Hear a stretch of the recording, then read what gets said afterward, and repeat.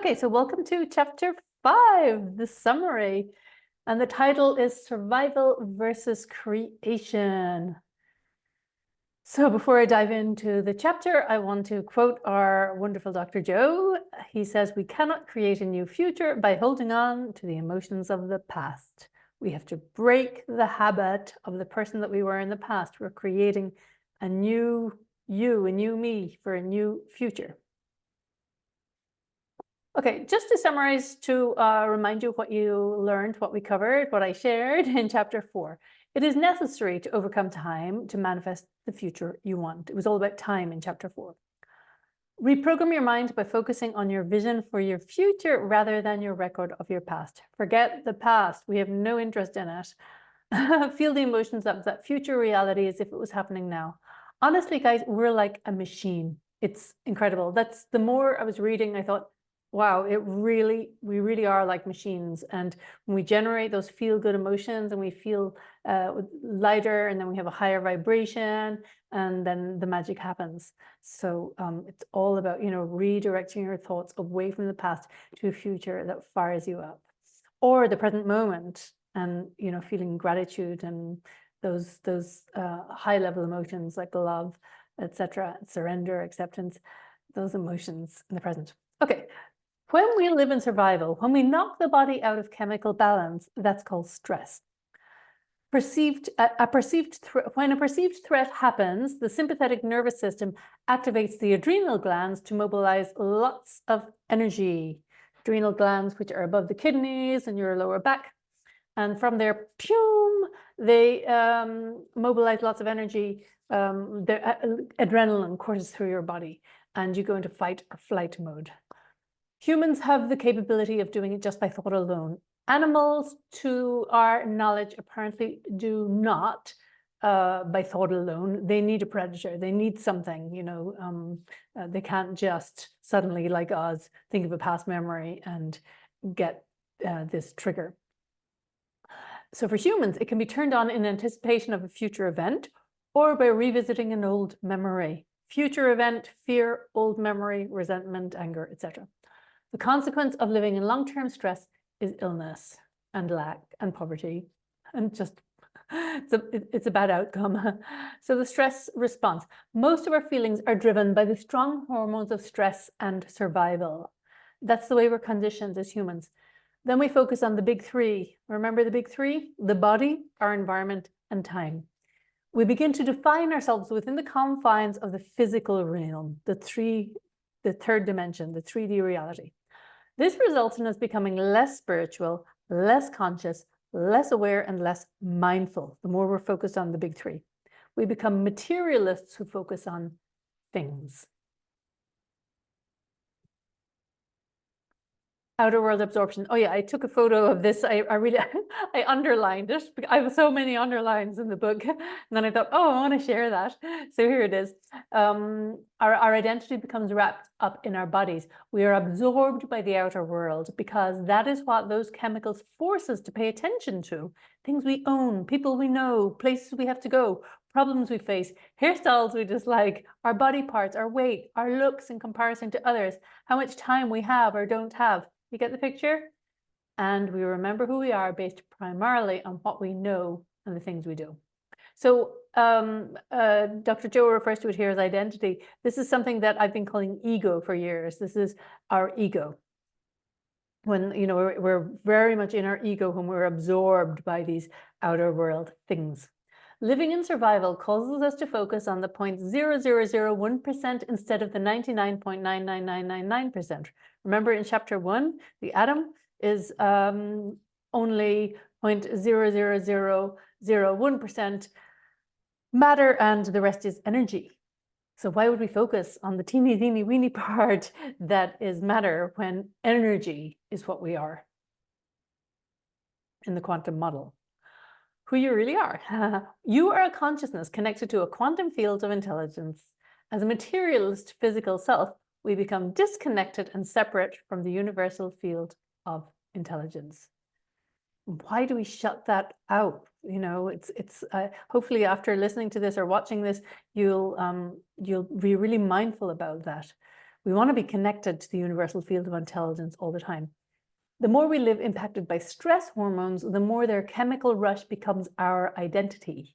The more we use our senses, our 5 senses, to define our physical reality, the more we allow them to determine our reality. And this is the Newtonian model of thinking. It predicts the future based on the past. But the quantum model, the quantum model is that you be in order to create the future. You're a creator. So the solution is to quit survival mode and to surrender to something greater, that universal field of intelligence. Survival emotions. The quantum model of reality defines everything as energy. And we're here to go by the quantum model, not the Newtonian model. Emotions are energy in motion. Survival emotions vibrate at lower frequencies. Survival emotions, anger, fear, mistrust, etc. The slower wavelength grounds us into being physical. I found this fascinating. We are denser, heavier, and more corporeal. More mass, less energy. More matter, less mind. So we're losing our connection to the 5th dimension when we are more mass and more matter. We want to be energy. Okay, so this graph I loved, it depicts it, and you'll really think twice about allowing, entertaining those low level emotions after this, I hope. Survival versus elevated emotions. Survival emotions ground us to be more like matter and less energy. Elevated emotions vibrate faster. Look at the graph. They're more energy-like and less physical, less material. When we break our addiction, remember we're addicted, we're chemically addicted to those survival emotions. When we break our addiction to survival emotions, our energy will be higher in frequency. We liberate energy from the body when the body becomes the mind. We ascend to a higher level of consciousness and feel more connected to source, to universal intelligence. We literally liberate energy from the body when the body becomes the mind. The stress response.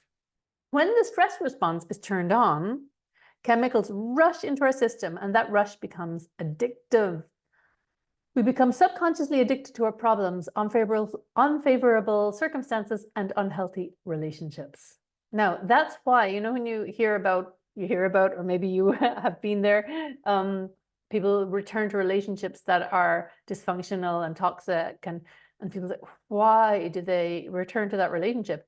Chemical addiction. Why are people chronic worriers? They're chemically addicted. Why are people always angry? They become chemically addicted. We keep those situations in our lives to feed our addiction. We become addicted to the big 3, time, body, and environment, to feel alive, to feel like a somebody. Our stressful thoughts give us an unconscious adrenaline high. Interesting, huh? So it's hard to think differently. There's an unconscious adrenaline high. So our stressful thoughts, you might think, oh, I don't like, having stressful thoughts because they don't feel good. But there's an unconscious adrenaline high. Remember, the adrenal glands, they shoot the adrenaline gets activated in the body. We keep our problems because they reinforce who we are as a somebody. Being a nobody without an identity can feel too scary for people.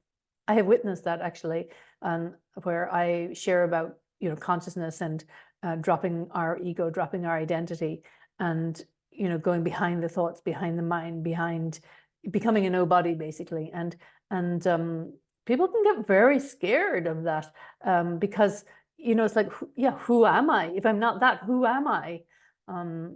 But you're your true nature behind that. Your love, your connection, your source. The mind produces a quantifiable effect, as the next heading. How would we know who we are without the big 3, without our environment, without our bodies, and without time? In order to feel human, we limit ourselves to our senses to define and cultivate emotions in order to feel alive. When our survival response is way out of proportion, we become overly fixated on the self. Here's the ego at play. So interesting. We obsess about our bodies or a particular aspect of our environment, and we live enslaved to time. We become trapped in that particular reality and feel powerless to change. The selfish ego is only concerned with its own needs. Now, there is a healthy ego, where we have an identity that we need in order to function in life.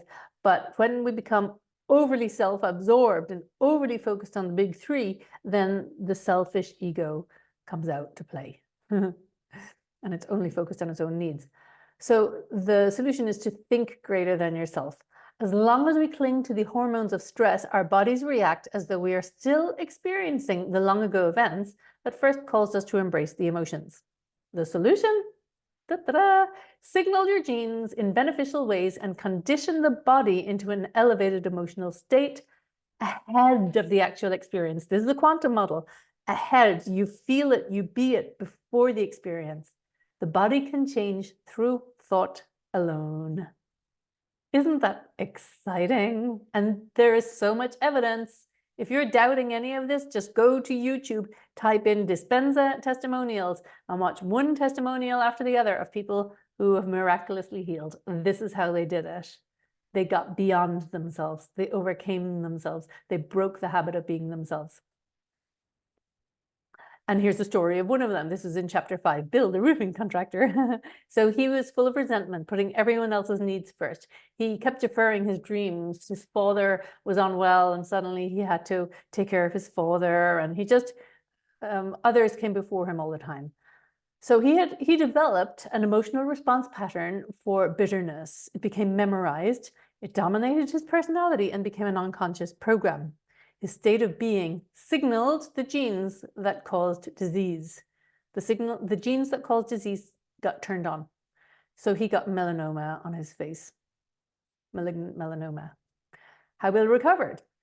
So Bill was aware, he discovered Dr. Joe, and he was aware that he had to get beyond the big three. So he quit his environment for 2 weeks. I think he went to Mexico, as far as I remember. He became a quantum observer of his thoughts and feelings. He became conscious of his unconscious mind. Remember, at the age of 35, 95% of how you operate is from your unconscious mind. Everything is on autopilot. We covered that in chapter 4 and 3. Bill inhibited the thoughts and feelings that caused his behavior, his resentment. He stopped the signals of the survival emotions from conditioning his body to the same mind. His body then released energy. It was now available to use to design a new destiny. I love this where they talk about releasing energy, and many of the testimonials, if you listen to them, people will have sudden releases of energy. They'll say, suddenly I felt this pop or this rush. And although Dr. Joe, I like what he says, that, don't try to do meditation to get that pop or the rush, just get beyond yourself. And if you get that release of energy, great. Some people, it affects them more than others in the body. So Bill fired his brain in new ways. He changed biologically and chemically. The cancer cells could not coexist with his new mind. I love that. So it's not just cancer cells, it's any cells that, any illness or any thoughts that are not serving you, for your health, for your wealth, and for your relationships. They will not coexist with your new mind. So become really committed to that new mind, to getting beyond yourself and the big three. And living as a nobody. So living in creation is living as a nobody. In a creative state, when you are truly in the midst of creating anything, you forget about being you. You forget about being you. You lay down your selfish ego. Remember the selfish ego? That's heavy, that's matter. We want to be energy. And you become selfless, you become pure, immaterial, not material, immaterial awareness. To change any aspect of your life, you must transcend it. Leave behind the big three in order to control the big three. You must enter the realm of consciousness as consciousness. And then Dr. Joe goes on to explain about the frontal lobe. The frontal lobe is the seat of our attention and focused awareness. It performs 3 essential functions: metacognition, which is becoming self-aware to inhibit unwanted states of mind and body. Now, these next few slides, I remember when I was going through that part of the chapter, I thought, oh my God, this is kind of heavy. but it's actually really beneficial to understand it. I find it useful in my meditations. I know where in my brain, where where, if I'm really mega focused on my vision, it's the frontal lobe that's activated. So it performs 3 functions: metacognition. Number 2, creating a new mind to think about new ways of being. It's the frontal lobe that's doing that, and making thoughts more real than anything else. So living as a nobody. Living in creation is living as a nobody. In a creative state, when you are truly in the midst of creating anything, you forget about being you. You lay down your selfish ego. And I just read this slide, didn't I? That's okay. It's good to be reminded. To change any aspect of your life, you must transcend it. Leave behind the big 3 and enter the realm of consciousness as consciousness, not as the selfish ego. Okay, I went backwards. Right, now we're going forwards. Metacognition. So metacognition, that's the first function of the frontal lobe, the first of the 3. Metacognition, if you truly want a new reality, start observing all aspects of your current personality, just like Bill the roofing contractor did in Mexico. You are what, where, and who you are because of what you believe about yourself. So you really got to pay attention. This was really interesting. Yesterday, after summarizing this chapter, I was really, since yesterday, I've been really observing, below the surface, what's going on down there below the surface of my thoughts and my subconscious mind. So your beliefs are the thoughts that keep you consciously accepting. Your goal is to no longer allow any thought, action, or emotion you don't want to experience to pass by your awareness, so the thoughts no longer fire and wire. So it's really, really good when you catch it and you're like, oh, no, you're not getting through. So I'll give you an example, because afterwards I went to the supermarket and I've quit sugar, and it's been good, actually. I think meditating has really helped me, because I've been visualizing myself sugar-free. But I was going past the biscuits and the chocolate and cake aisle, and I had this kind of like, oh, poor, I caught it. I caught my mind going, oh, poor me, I can't have those anymore. And I stopped and I literally put my hand on my heart and I literally reprogrammed that thought and said, thank you. I'm so grateful that my body is benefiting from being sugar-free. I'm so grateful that I'm not putting that stuff in my body anymore. I'm so grateful. And I did not move from where I was standing. Luckily, there's not many people in the supermarket.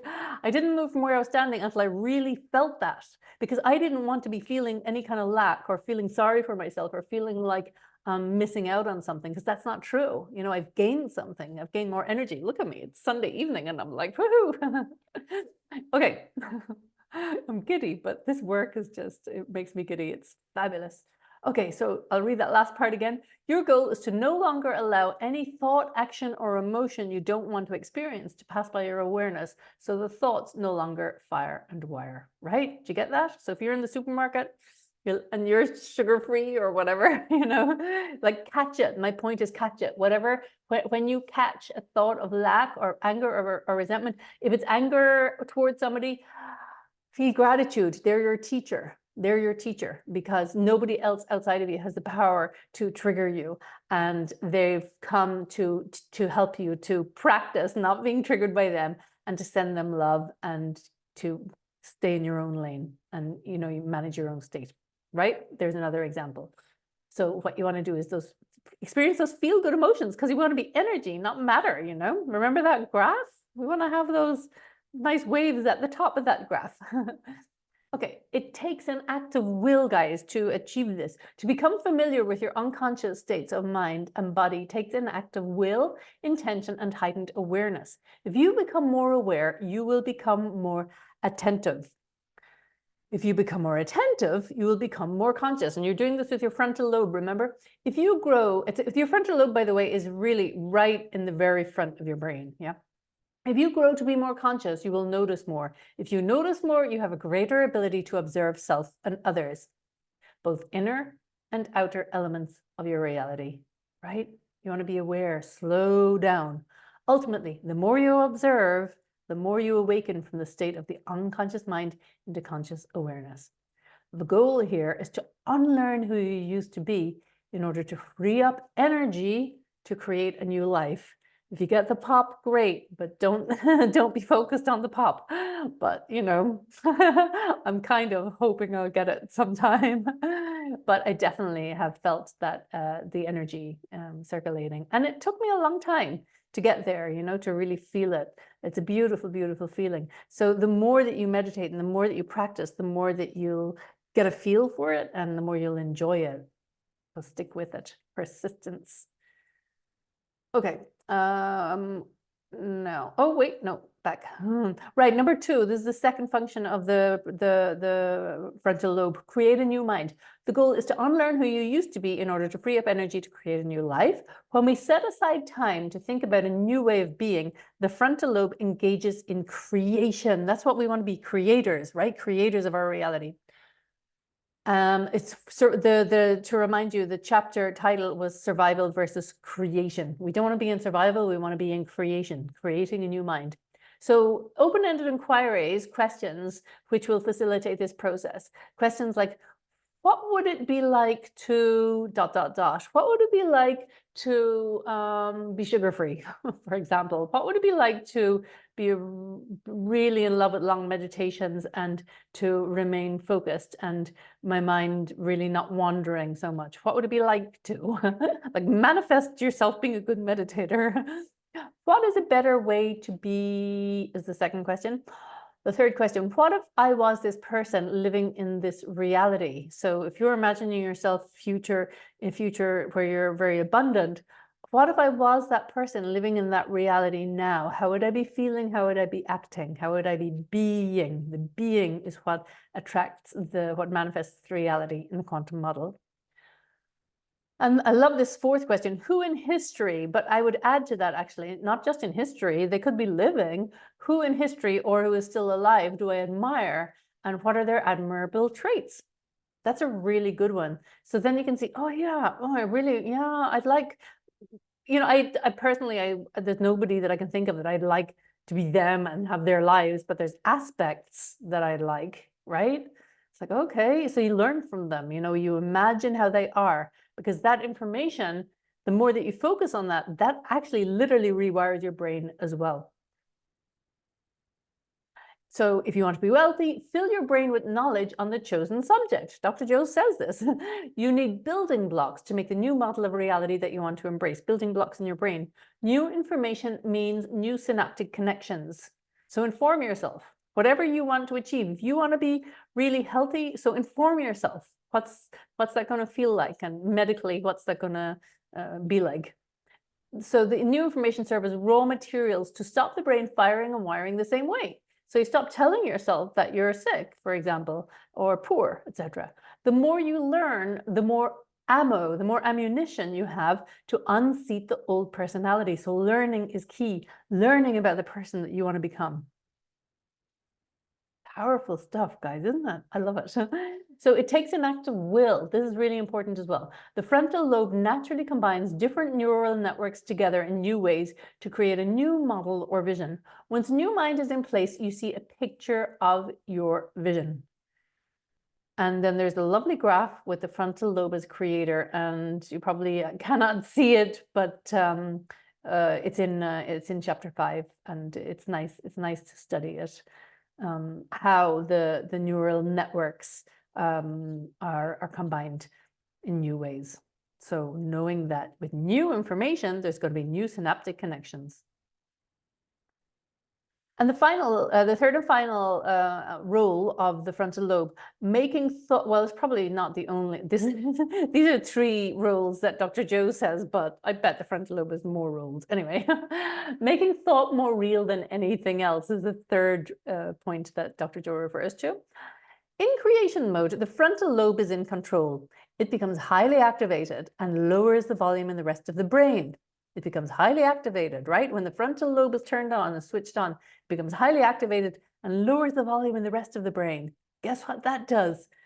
Mind is the brain in action. When there is no mind to process sensory input, you become no thing and no time, pure consciousness. So you forget about the big 3. The inner world of thought becomes as real as the outer world of reality. In that state, you can rewrite your old subconscious programs. You are reconditioning the body to a new mind. Ta-da! Yeah, that's how it works. So in creation mode, the frontal lobe is in control. And when it's highly activated, it lowers the volume on the other parts of the brain, right? So then it becomes whatever you're focusing on, envisioning with the frontal lobe, it becomes your reality. And your subconscious mind doesn't know the difference, you know, about what's real and what's not. It goes on how you're feeling. So really focus. Does that encourage you to focus more? It does for me. Like to really be intentional in my meditations and really connect with my vision. Yeah. Okay. So lose your mind and liberate energy. When you're in that creative state, you no longer create your customary chemical signature. The neural networks, those are the chemical signature, the neural networks from your survival thinking. They're turned off. The emotional self that was living in survival mode and addicted to continually signaling the body to produce stress hormones is gone. Poof, gone. Our former identity, bound by survival-based thinking and being, is gone in that moment. Wouldn't that be wonderful? Survival mode completely gone, which means that you are more energy, less matter. More wave, less particle. The liberated energy in the form of emotion moves up your body to your heart. Isn't that exciting? And you suddenly feel great joy and expansion. The old energy transmutes into higher emotion.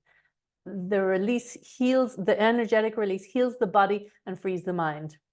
And that higher emotion is what you want because you want to be more energy and less matter. So isn't it in your interest to feel as much positive emotion as possible? Right.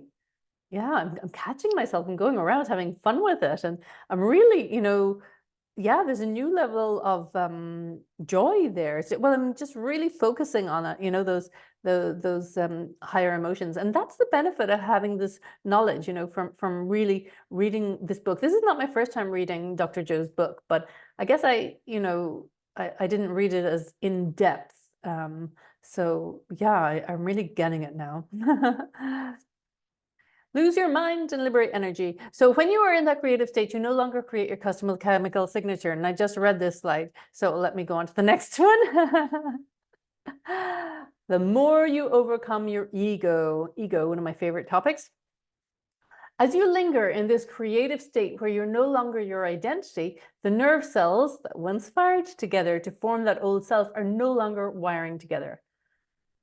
That's when the old personality is being biologically dismantled, collapsing. These feelings connected to that those feelings that were connected to that identity, which conditioned the mind, the body to the same mind, are no longer signaling the same genes. They're no longer signaling the same genes in the same ways. And the more you overcome your ego, your selfish ego, elevated emotions, the more the physical evidence of the old personality has changed. The old you is gone. So that's what Bill the roofing contractor did. I have to call him the roofing contractor. It's very important. So he healed himself because the old him was gone. It talks about it in detail in the book that he, you know, when he got back, he caught his reactions to his wife and his children. Instead of feeling resentful, anything he did it with joy because he didn't want any more resentment in his body, and his cancer disappeared. Okay, so finally, the two states of the mind and body. This is a really great graph. I'm not sure if you can see it, but it's in the final page, I think, or one of the final pages of chapter 5. So it talks about survival. So everything that's connected to survival: stress, contraction, glasses time, catabolism. Sorry, I don't know what that is. I have to look that one up.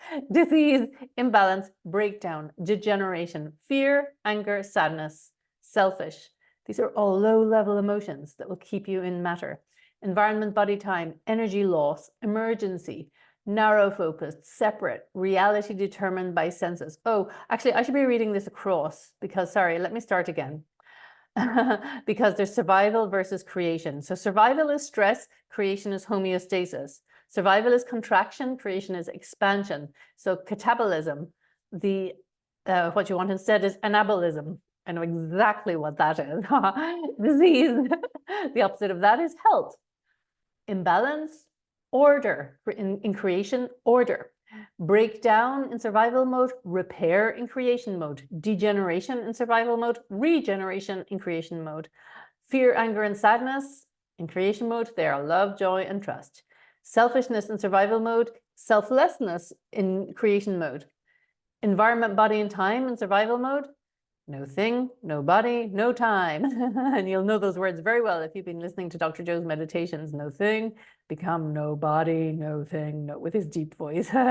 No body, no thing, no time. Energy loss versus energy created. Emergency versus growth and repair. Narrow focused versus open focused. I love that, open focused. I actually read a book even before I ever came across Dr. Joe, a book that was recommended me a long time ago by Les Femi called The Open Focused Brain. And Dr. Joe actually worked with him and still refers to Les Femi. And it's about having an open focus instead of a narrow focus to really, because then this affects your brain waves, which I'll be sharing about in a later chapter summary. But you want to keep your focus open, not narrow. Yeah. Oh, so the next one, narrow focused. Oh, no, that was it. Narrow focused, open focus. The next one, separate versus connected. Reality determined by senses versus reality beyond senses. Remember, the quantum model is reality beyond senses. The Newtonian model was reality determined by senses. And Newtonian is cause and effect. And the creation model, the quantum model, is causing an effect. You cause an effect on your reality by going beyond your senses, by becoming no body, no thing, no time.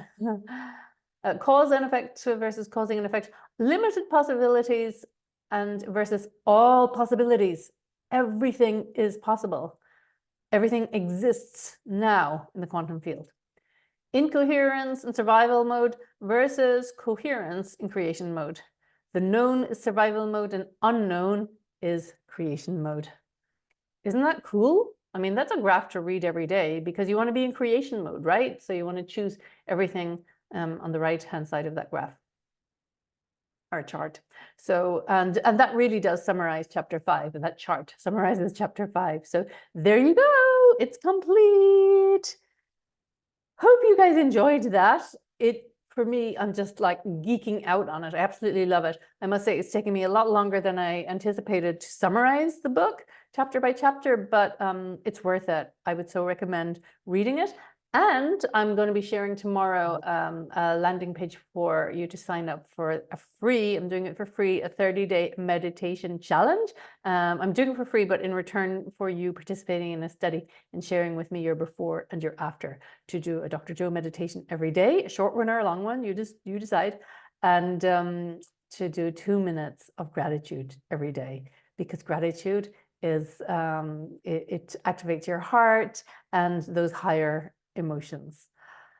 Okay, wishing you a wonderful rest of day wherever you are. And remember, don't let any more of those survival emotions in. You're in creation mode from now on. How about that? Lots of love.